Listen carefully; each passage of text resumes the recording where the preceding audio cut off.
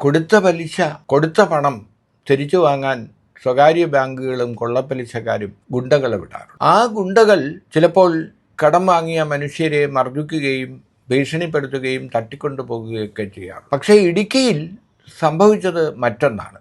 Karuvannur bank പോലെ ഇടുക്കി സഹകരണ ബാങ്കിൽ സംഭവിച്ചത് 25 ലക്ഷത്തിലധികം രൂപ കിട്ടാനുള്ള നിക്ഷേപകൻ സാബു ആ നിക്ഷേപത്തിന് വേണ്ടി സമീപിച്ചപ്പോൾ അദ്ദേഹത്തിനെ ബാങ്കിന് പുറത്തേക്ക് പിടിച്ചു തള്ളുകയും അധിക്ഷേപിക്കുകയും ചെയ്തു. അതുപോലെ തന്നെ CPMന്റെ അവിടുത്തെ ഏരിയ സെക്രട്ടറി സജി അടികൊള്ളും എന്നാണ് ടെലഫോണിൽ സാബുവിനോട് പറഞ്ഞത്.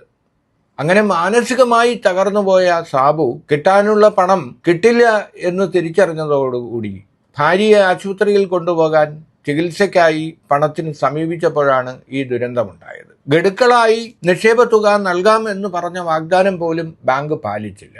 ഇടതുപക്ഷം ഭരിക്കുന്ന ഒരു ബാങ്കിൽ ഒരിക്കലും നിക്ഷേപകനോട് ഇത്തരം ഒരു സമീപനം ഉണ്ടാകാൻ പാടില്ലായിരുന്നു. അവസാനം ആ ബാങ്കിന് മുന്നിൽ തന്നെ ഈ നിക്ഷേപകൻ സാബു ആത്മഹത്യ ചെയ്തു. ആത്മഹത്യ ചെയ്തു കഴിഞ്ഞപ്പോൾ പോലും പറ്റിപ്പോയ തെറ്റ് തിരുത്താൻ ബാങ്ക് അധികൃതരോ ബാങ്കിന് നേതൃത്വം നൽകുന്ന ഭരണസമിതിക്ക് നേതൃത്വം നൽകുന്ന CPMO തയ്യാറായിട്ടില്ല. ഇപ്പോഴും CPM പരിശോധിക്കാം എന്നാണ് പറയുന്നത്. കഴിഞ്ഞ ദിവസം വാർത്താ സമ്മേളനം നടത്തിയ ജില്ലാ സെക്രട്ടറി, CPMന്റെ ജില്ലാ സെക്രട്ടറി നമുക്ക് സന്തോഷത്തോടെ ചായ കുടിച്ച് പിരിയാം എന്നാണ് പറഞ്ഞത്.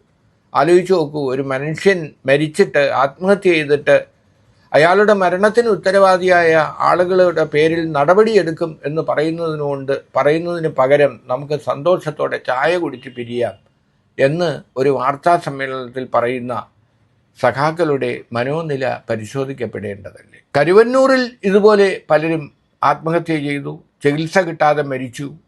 മക്കളുടെ വിവാഹം നടത്താനുള്ള ആവശ്യത്തിന് നിക്ഷേപിച്ചിരുന്ന തുക നഷ്ടപ്പെട്ടവർ ഇപ്പോഴും അതിനുവേണ്ടി കാത്തിരിക്കുന്നു. അതേ സ്വഭാവത്തിലാണ് കട്ടപ്പനയിലെ ബാങ്കിലും സംഭവിച്ചത്.